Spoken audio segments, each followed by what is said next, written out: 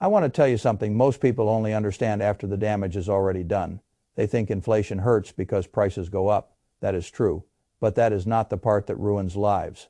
The part that ruins lives is what happens when prices go up, wages do not keep up, rates stay high, debt is already everywhere, and the people running the system cannot relieve one pressure without worsening another.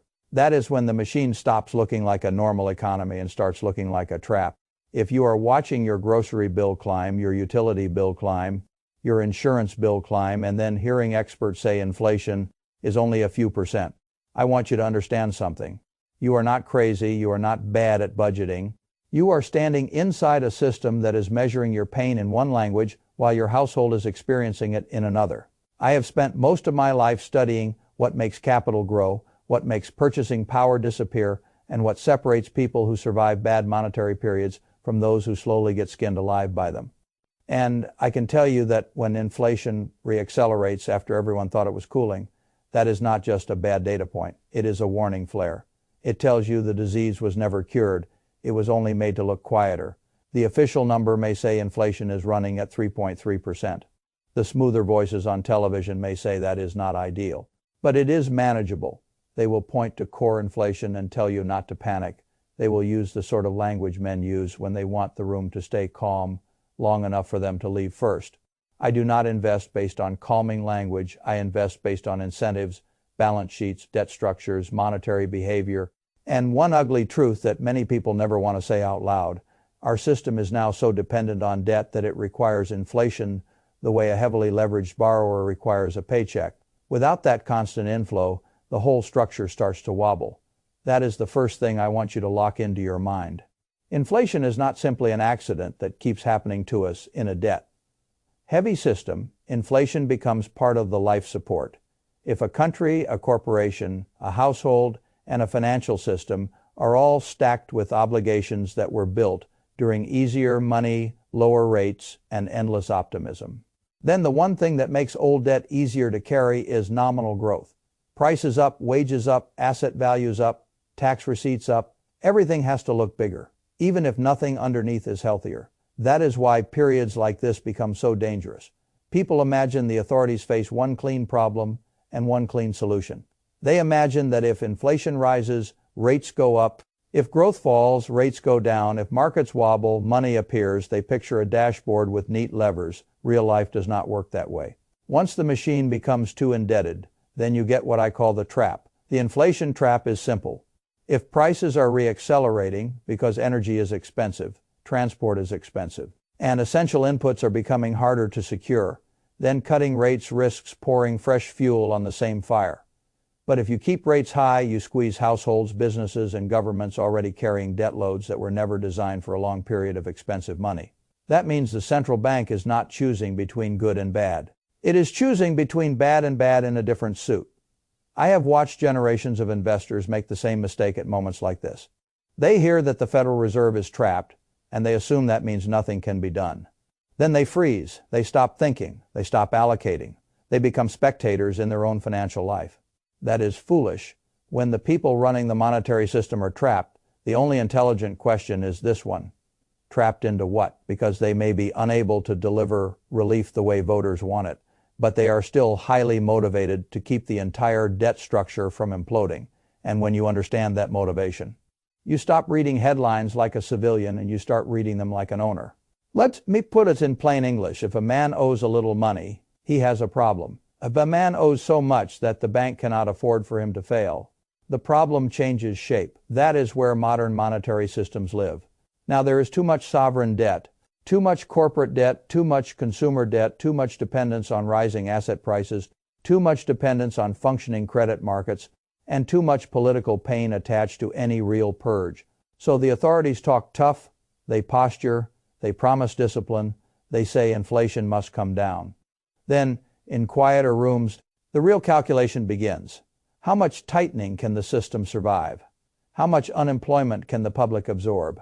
How many market losses can pensions tolerate? How many defaults can lenders stomach? How much stress can the Treasury carry?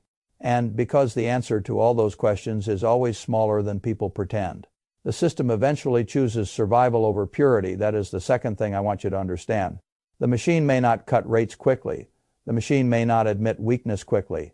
The machine may not use the exact lever you expect, but the machine still has a bias toward more liquidity, more accommodation, more nominal rescue, and more long-run currency damage. That bias matters more than whatever they say at the next meeting. People often talk about inflation as though it were a storm you wait out. I think that is the wrong metaphor. Inflation in a debt-drenched system is more like rust. It does not need to knock the house down in one dramatic night. It only needs to eat your purchasing power, your savings discipline, your confidence, your retirement assumptions, and your margin for error year after year until your future is smaller than the one you thought you were paying for. Now add the current conditions. Oil is elevated, gasoline is elevated, diesel is dangerously elevated, and diesel is not some side note for traders. Diesel is the bloodstream of a physical economy. It moves produce, metals, chemicals, industrial parts, farm output tools, packages, and replacement inventory. When diesel gets expensive, the cost does not stay at the pump. It spreads. It enters everything that must be moved, grown, mined, manufactured, refrigerated, or delivered. That means inflation is not only a consumer story, it becomes an input, cost story, a margin pressure story, and eventually a wage story because workers need more just to stand still. And here is where the pain turns from a statistic into a personal crisis.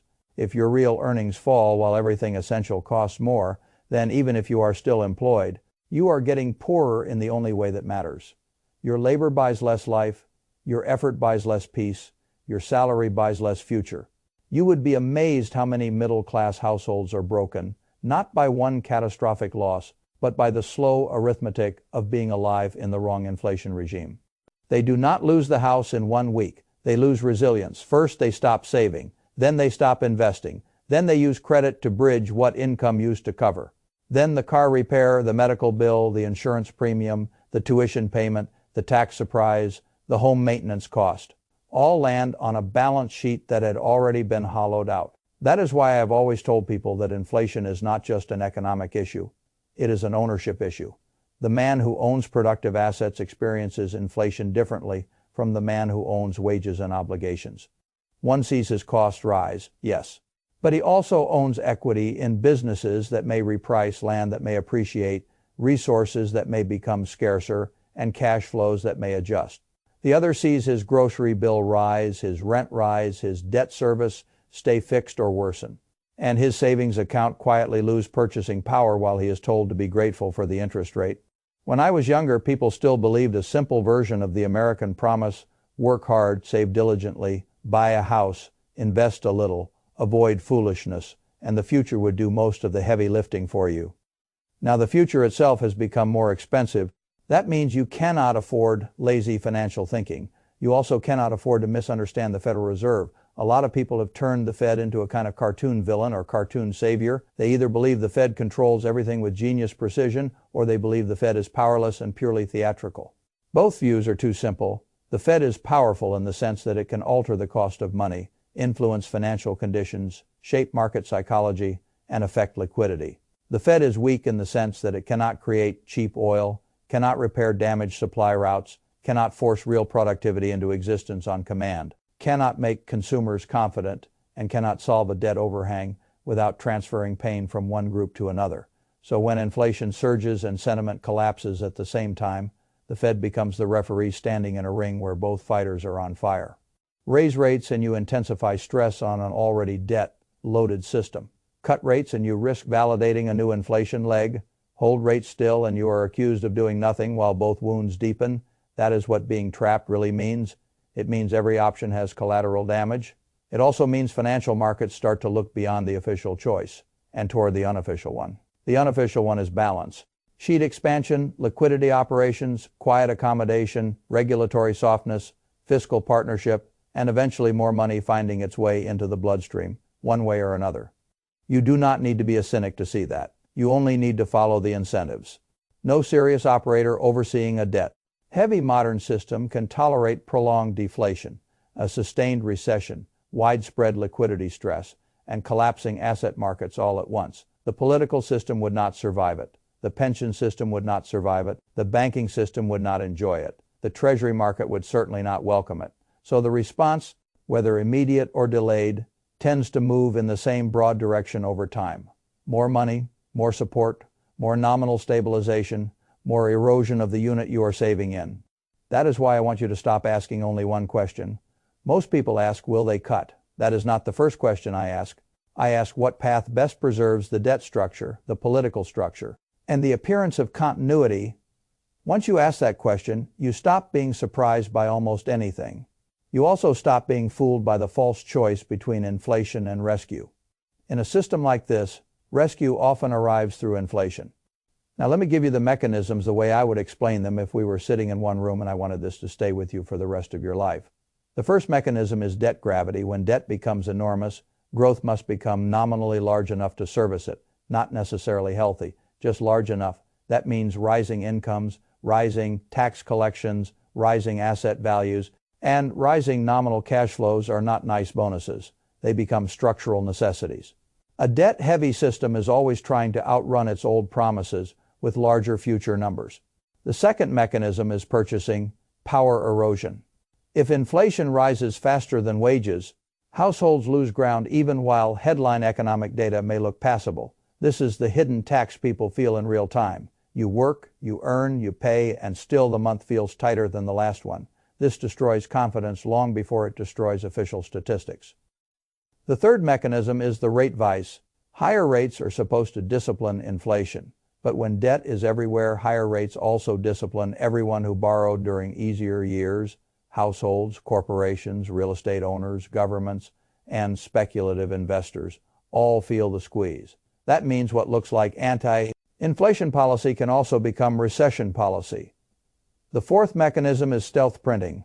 People think money creation only counts when someone announces a giant rescue package with dramatic language. That is childish. Liquidity can be created in quieter, more technical, and more politically convenient ways. Balance. Sheet expansion, emergency lending, backdoor support, refinancing assistance, fiscal deficits, financed through willing buyers, regulatory tolerance, bank reserve creation. Call it what you like. The result is the same. More claims are supported with fresher liquidity. The fifth mechanism is ownership transfer. Inflation does not merely raise prices. It redistributes outcomes. It rewards people who own scarce, productive, repricing assets and punishes those who hold weak claims, stagnant wages, and cash they thought was safe. That transfer is one of the least discussed and most important features of the entire system. Once you understand those 5 mechanisms, the world gets less confusing. You no longer react to every headline as a separate event. You start seeing a sequence. Inflation rises. Real wages lag. Confidence sinks. Rates cannot easily fall. Rates cannot easily rise. Liquidity expands somewhere else. Assets eventually reprice. Currency weakens quietly. Wealth concentrates in owners. The unprepared call it bad luck. Now I want to tell you where people get themselves into the most trouble. They think the right response to a trapped central bank is panic positioning. They move to cash at exactly the moment the system becomes more dependent on debasing cash. They swear off equities at exactly the moment nominal support becomes more likely. They hold no hard assets, no productive businesses, no pricing power, and no international diversification. Then wonder why every new year feels like they are running harder to stay in the same place. That is not prudence. That is surrender wearing a sensible face. I am not telling you to behave recklessly. I am not telling you to pretend valuation never matters, risk never matters, or timing never matters. I am telling you something more useful. In a long inflationary debt cycle, your first job is not to predict every move. Your first job is to avoid standing naked under the unit being sacrificed. That means you need ownership. You need assets that can survive currency weakness better than idle cash can. You need businesses with real earnings power. You need broad equity exposure if you do not have the temperament or skill to analyze individual companies. You need selective hard asset exposure if your situation, tax treatment, and risk tolerance justify it. You need a reserve of liquidity. Yes, but not the illusion that liquidity alone is a strategy. And above all, you need to avoid excessive leverage, because leverage is what turns temporary price pain into forced liquidation. In every liquidity crunch, men do not sell what they dislike. First, they sell what they can.